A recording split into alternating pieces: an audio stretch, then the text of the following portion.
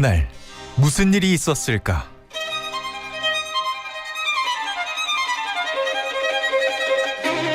법의 눈으로 현장을 파헤치고 그림 한 장으로 진실을 들여다본다. 사건 살롱.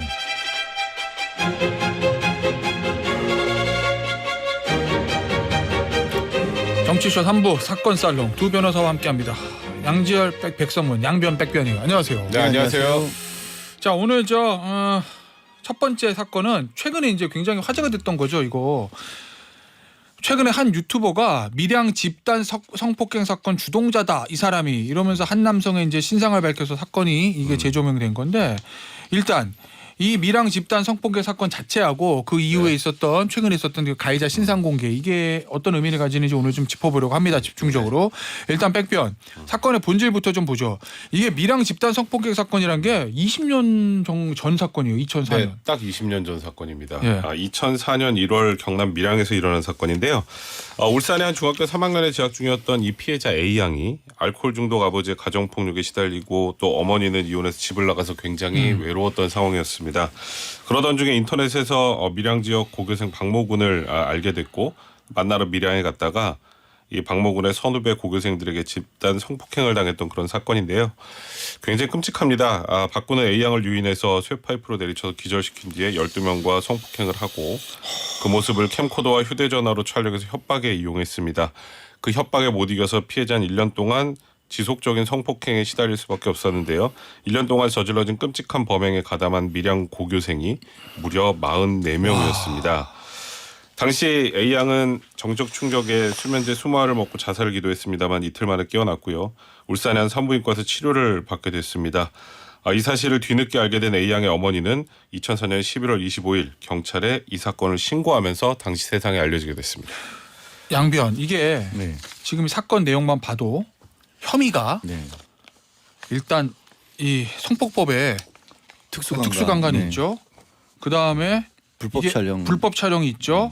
촬영물 유용 협박 있죠. 뭐 당시에 그 죄는 없었지만 지금 기준으로 하면 그래서 쇠파이프를 내리쳐서 기절시켰으면 특수강간 상해가 있는 거죠. 그리고 피해자는 여중생이고 자살 시도를 했어요. 아동 청소년 성보에 관한 법률 적용을 받아야 네, 아청법 대상입니다. 네. 그러면 지금 기준으로 하면은 제 미니멈 15년인데 15년에서 20년 정도 기준으로 거기서 시작을 한다. 지금 기준으로 하면 미니멈 15년이에요. 예. 아주 그 주범인 경우에. 예. 그리고 이 당시에 고등학생들이니까 이게 형사 미성년자도 아니잖아요. 그렇지만 소년법을 우선적으로 적용을 하긴 하죠. 그러니까 소년법에 의해서 소년부로 심판을 받는 건 아니고 형사 재판에서 재판을 받긴 하는데 처벌할 때는 양형 기준은 이제 소년범으로 처벌할 수밖에 없기 때문에 이제 15년까지 가지는 않겠죠. 그런데 그러니까 현재 이제 기준으로 설명을 드린 거고 당시 20년 전이니까 지금 말씀드린 것 중에서 죄도 없었던 죄도 있었고 양형 기준도 달라요. 그렇다고 하더라도 당시에 그럼 어떤 처벌을 받았냐?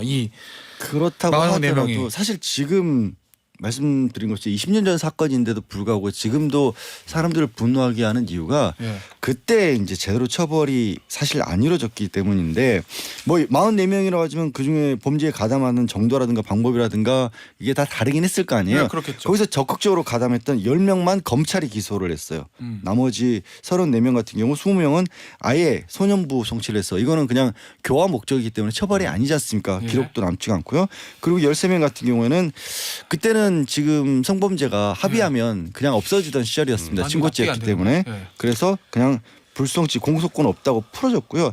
한 명만 딱 사실 한 명이 그 검찰에 이송이 되긴 했는데 그 10명 빼놓고 그건 다른 사건 때문에 옮겨갔던 거예요. 그러니까 소년부에 갔던 20명 같은 경우에는 4명은 죄질이 좀 중하다 그래서 그래도 소년원에서 1년 정도를 보내야 했고 16명은 봉사활동 및 교화 처분 받았던 겁니다. 그리고 그리고 중요한 거는 아까 검찰이 그래도 10명은 형사재판을 해달라고 법원으로 보냈다 그랬잖아요.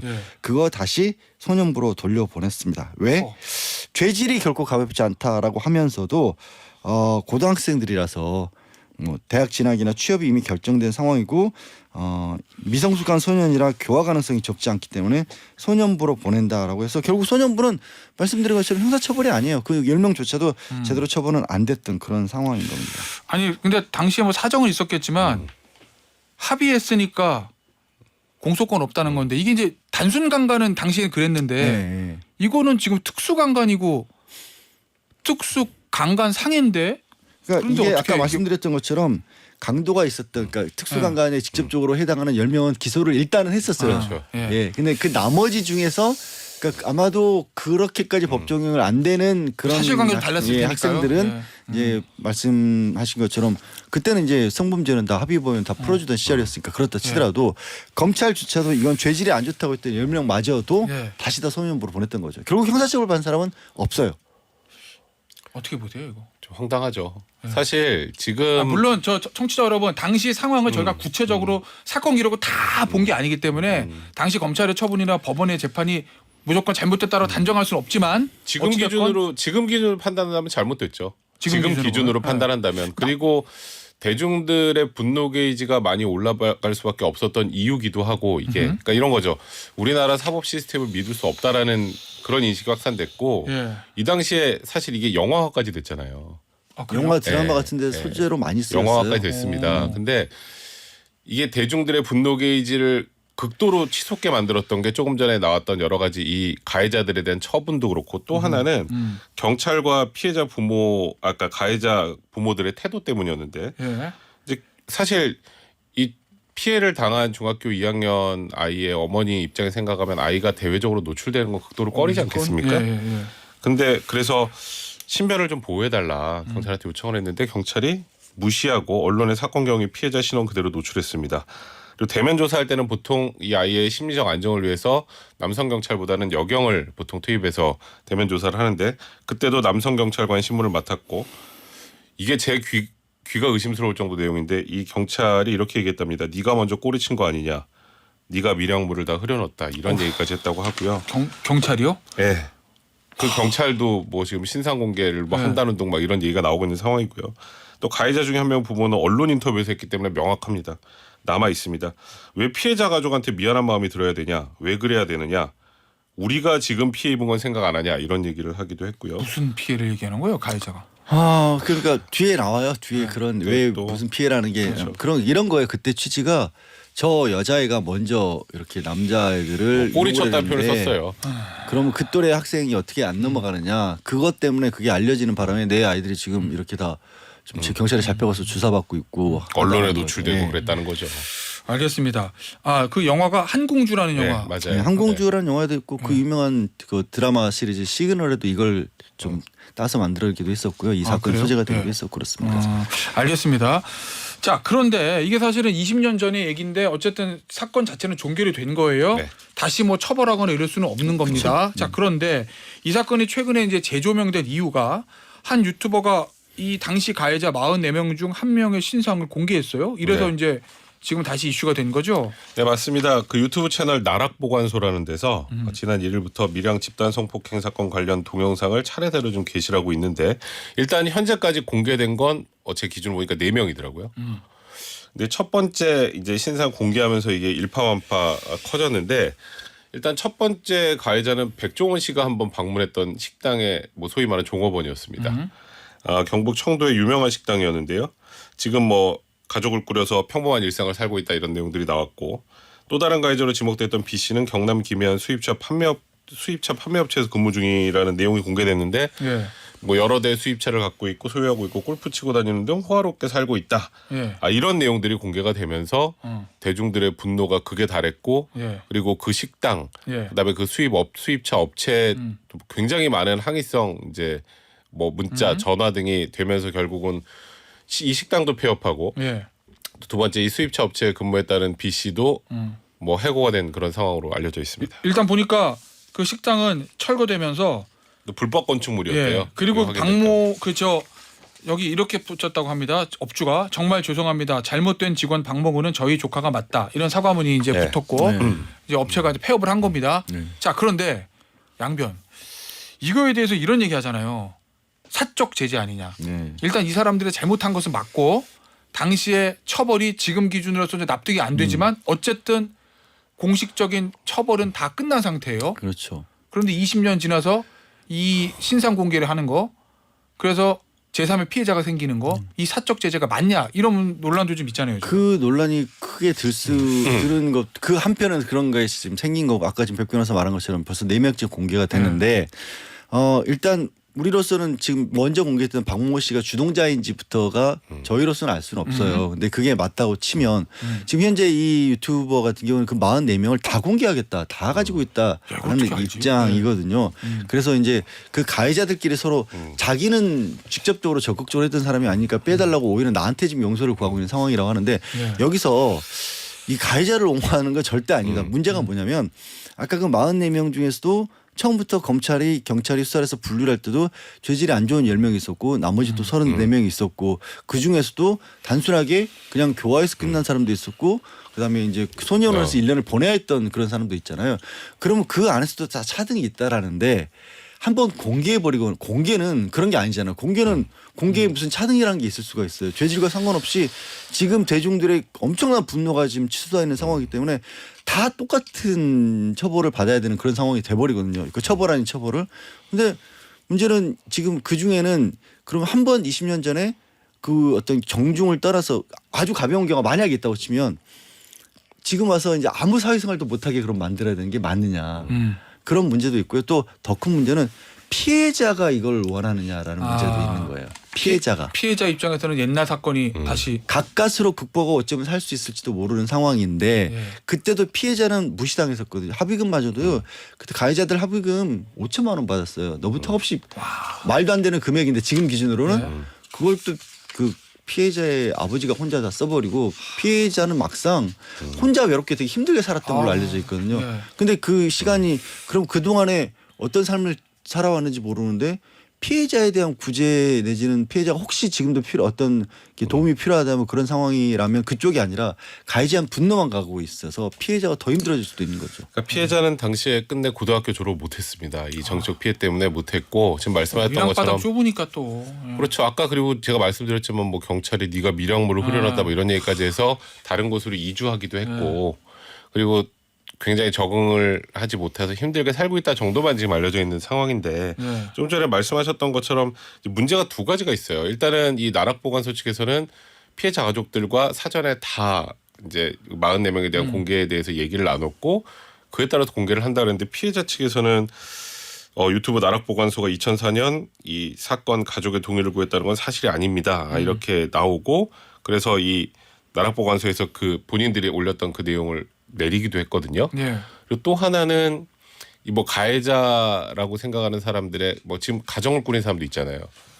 그럼 거기 안에 그 아이들 같은 경우는 사실 잘못한 건 아니잖아요. 근데 거기도 같이 매도가 되고 있고 또 하나 논란이 됐던 건 신상 공개가 시작되면서 갑자기 엉뚱한 사람이 지목된 일이 생겼습니다. 이게 이제 저희가 우려했던 것 중에 하나인데 이게 한 번 잘못 지목되면 이게 이런 거예요. 밀양에서 네일숍을 운영하는 A 씨가 그 뭐 주동자 중에 한 명인 B 씨의 여자친구다 이게 알려지면서 그 네일숍이 난리가 났습니다.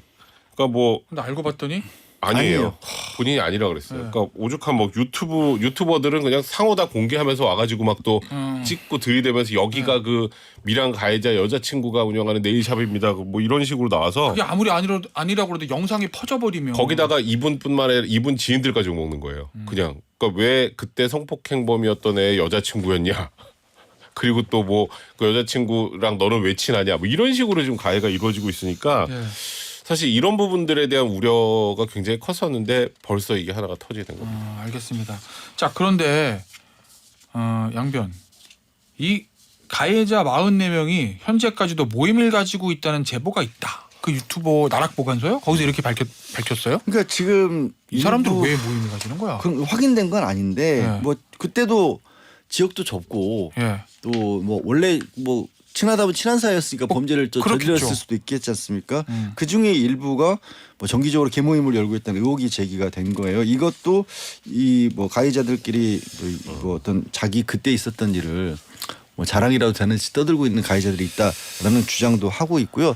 또 실제 이게 여전히 이들이 비판받는 이유 중에 하나가 그중에 일부는 이제 소년원 같은 데 다녀오고 나서 억울하다는 식의 항명들만을 했어요. 뭐가 억울한 거예요? 나는 직접적으로 이런 겁니다. 나는 직접적으로 가담하지 않고 그냥 그 옆에 서 있기만 했는데 왜 내가 범죄자로 처벌을 받아야 되느냐. 예. 그러니까 소위 말하는 저 우리 예전에 형법 총론에서 나오는 망보기만 했다. 그렇죠. 뭐 이런 거구나. 그러니까 그걸 이제 이게 왜 변호사라든가 주변에서 처벌을 하면서 이들에게 네가 뭘 잘못했는지 정확하게 안 알려줄 수도 있고 본인도 진지하게 반성을 못 하고 있다는 모습이기도 하거든요. 그런 내용들이 다시 이제 떠오르면서 피해도 피해고 가해자도 가해자고 하나도 회복된 것도 제대로 없고 처벌된 것도 제대로 없다 보니까 또 언론으로 들어가서 이런 사태가 벌어진 거예요, 사실. 알겠습니다. 뚜벅이님께서 아침부터 분노로 가슴이 터질 것 같네요 이렇게 문자를 주셨고 최강두사님 저는 피가 거꾸로 솟아요라는 문자를 주셨습니다. 대중의 분노 포인트는 여러 가지가 있을 수 있겠죠. 이 사건에 그 사건 자체 그다음에 그 이후에 있었던 처벌 2차 가해 그리고 과연 이 사적 제재 이게 맞는 것인지 이건 좀 논쟁의 소지가 좀 있는 것 같습니다. 자, 한 주의 대미를 장식할 마지막 순서로 가죠. 살롱 드세이. Plusieurs choses à la fois. En fait, ce sont plusieurs interfaces qui rentrent en compétition pour vous capter du temps alors même que vous êtes en train de faire autre chose. Et donc ça, c'est très fatigant. 농염하게 퍼지는 인문학의 향기. Salon de J. Yeol. 99, on nous disait toujours quand il a été possible de faire des alertes. 네. 오늘은 어떤 그림이에요? 오늘은 뭐 굉장히 유명한 찰스 디킨스의 크리스마스 캐럴 네. 아시죠? 그 찰스 알아요. 디킨스의 크리스마스 오랜만에 하는 캐럴에 거다. 네. 나오는 첫 번째 그 말리의 유령, 그러니까 스크루지와 동업을 했다가 7년 전에 이미 죽었지만 예. 갑자기 이제 크리스마스 이브에 혼자 사무실에 남아 있는 스크루지를 찾아왔던 유령이 있지 않습니까? 네. 그 유령이 등장하는 그 이름이 장면을 말리예요? 예, 말렸어요. 그거는 몰라. 뭐 기억 안 뭐 나요. 그렇죠. 다 저도 기억 안 났어요. 솔직히 다행이다. 말씀드리자면. 그리고 그 등장했을 때의 사파를 가지고 온 겁니다. 이게 그렇지. 예, 아니 왜냐면 저는 딱 이 그림을 보는 순간 무슨 예를 들어서 뭐 미술관에 걸어놓는 그런 작품이 아니라 그림이 좀 뭔가 이 책 속에 들어가 있는 네, 맞습니다. 그런 느낌을 받아서 그리고 이 말리가 등장을 했을 때 크리스마스 캐롤 뭐 다들 아시는 읽어보셨거나 영화로도 보신 분들 아시겠지만 몸에 쇠사슬을 칭칭 감고 등장을 하죠. 그리고 장부라든가 금고라든가 본인이 그렇게 끔찍하게 아꼈던 것들이 자신의 몸을 얽어매고 있는 모습으로 창백한 모습으로 등장을 합니다. 근데 그림 되게 재미있는 게요. 그런 모습을 스크루지가 한쪽에서 이 겨울에 추운데도 불구하고 얇은 옷에 제대로 불도 크게 떼지를 않고 있는 상황이고 촛불 하나를 가운데 켜놓고 있는 상황인데 어두컴컴한 집 안에서 크리스마스 이브에 혼자 촛불이 파란색이에요. 그 촛불조차도 파랗게 질려 있어요. 그러니까 약간 뭐 이게 무서운 분위기를 저렇게 만들어낸 거고요. 그 이 사파를 그린 사람이 존 리치라고 해서 당시에 사실 찰스 디킨스보다도 더 유명했던 사파가 그러니까 크리스마스 캐럴이 나올 즈음에만 해도 그리고 굉장히 사위평적인 어떤 사파도 많이 그렸었고요. 또 뭐 그때 당시 지금으로 치면은 예술지라고 해야 될까요? 아니면 비평지라고 해야 될까요? 펀치라고 하는 그런 사파 그런 어떤 그 잡지도 펴냈던 그런 인물이고요. 아시겠지만 제가 왜 밀항 사건과 관련해서 이걸 가지고 왔냐면 저는 참 이게 뭐 가해자들이 다 일일이 공개되는 게 다 좋다고는 하지 않지만 어쩌면 그 가해자들 더 나아가서는 우리 사회가 과거에 저지른 우리 동양식 표현으로 쓰자면 업보에 매여 있다가 그 업보를 되돌려받고 있는 게 아닌가. 그때 풀어내지 못한 것 때문에 가해자들 중에서 혹시라도 제대로 처벌받았다라면 그때 죗값을 치렀다라면 그리고 수사기관이나 사법기관이 제대로 명확하게 정의를 구현했더라면 지금 우리가 이렇게 분노할 필요도 없을 거 아니에요. 그러면 풀어내야 될 부분들 스크루지는 결국에 말리를 만난 이후에 과거와 현재의 미래 자신의 모습을 유령을 통해서 보고 나서 그 다음 날부터 이제 세상으로 돌아가지 않습니까? 그리고 자기가 잘못했던 부분들 구두쇠같이 굴었던 부분들을 풀어내면서 이웃들에게 뭐 조카의 금려도 올려주고 그런 식으로 나가잖아요. 사실 그런 어떤 우리 사회가 이 너무 복잡하게 꽁꽁 매인 사슬 같아요. 이걸 풀기 위해서 어떻게 해야 될까? 먼저 잘못했던 분들이 저는 진심으로 반성하는 모습도 한번 보여줘야 되고요. 당시 사법기관에 대한 우리 정부 측의 반성도 있어야 되지 않을까. 우리는 한 번도 사법기관이라든가 수사기관에서 과거의 일에 대해서 적극적으로 먼저 나서서 반성하는 모습을 본 적은 없어요. 그런 것들 좀 필요하지 않을까라는 의미에서 이 사슬 풀어내지 못하면요. 결국에 창백한 유일함으로 우리는 이 크리스마스조차도 힘들게 보내야 되는 세상이 아닐까 되지 않을까 싶어서 가져온 그림입니다. 알겠습니다. 잘해요. 잘해. 네. 백변 뭐 네? 거들 말 없어요? 물 거들어야지 할 말이 뭐가 있어 지금 이렇게까지 얘기해 주셨는데. 알겠습니다. 이게 이 과거에 잘못된 사슬을 끊는 게 사실 어떤 이슈든지 굉장히 어렵죠. 근데 뭐 늦었다고 생각할 때가 참 하나만한 얘기일 수도 있는데 아니 근데 그게 네. 꼭 필요해요. 그리고 저 때가 말씀 디킨스도 뭐 기자 생활을 했던 사람이었고 찰스 디킨스도 한참 그 자본주의가 발달하면서 그 자본주의라는 모순 같은 것도 많이 있어서 거꾸로 빈 가난한 사람들이 힘들기도 했던 그런 시대였거든요. 근데 저 책 하나로 저 책 그림 하나로 크리스마스의 정신이란 주의를 돌아보는 것이라는 걸 만들어낸 게 또 찰스 디킨스의 책이었고 저 그림이었어요. 예. 그 전까지는 크리스마스가 그렇게 이웃을 살피라는 의미는 없었어요. 그래요? 예, 크리스마스 정신이라는 걸 그때부터 제대로 사람들이 느끼기 시작한 겁니다. 이 책 나오고 나서 예, 오히려 어려웠던 시기였기 때문에 사회적으로 굉장히 힘든 계급 갈등도 강했었고 그런 시대였기 때문에 역설적으로 그런 문화가 만들어졌던 것도 있는 거거든요. 그렇게 본다라면 이 사건을 통해서 우리가 반복하지 말아야 될 건 뭔지 예. 우리 사회에서 돌아봐야 될 건 뭔지를 오히려 찾는 계기도 만들 수 있겠죠. 아, 모르는 게 없다. 크리스마스 유래도 알고 있네. 예. 아니 유래는 아니고 정신. 유래는 아니죠. 의미, 유래는. 아니, 유래 나도 알아. 의미. 의미 이런 거. 그렇구나. 알겠습니다. 오늘 저 좋은 공부도 많이 했고요. 하여튼 이 밀양 저 성폭행 사건 이 과연 사적 제자라는 거 이게 사실은 이제 유튜브가 많이 저 활성화가 되면서 이런 부분들이 계속 얘기가 나오고 네. 있거든요. 과연 이게 이제 옳은 것인지에 대한 거는 아마 청취자 여러분들마다 생각이 좀 많이 다를 것 같아요. 이거 한번 좀 생각을 한번 해봐야 될 것 같습니다. 과연 지금 와서의 사적 제재 이게 과연 피해자를 위하는 것인지 아니면 사회 정의를 바로잡는 것인지 그럼 안 하고 넘어가는 게 가해자들에게 맞는 또 건지. 반대로 면죄부를 주는 것은 아닌지 그런 여러 가지를 좀 생각해 봐야 될 것 같습니다. 오늘 저 사건 살롱 여기서 마무리하도록 할게요. 양지열 변호사, 백성문 변호사였습니다. 감사합니다. 네, 감사합니다. 고맙습니다.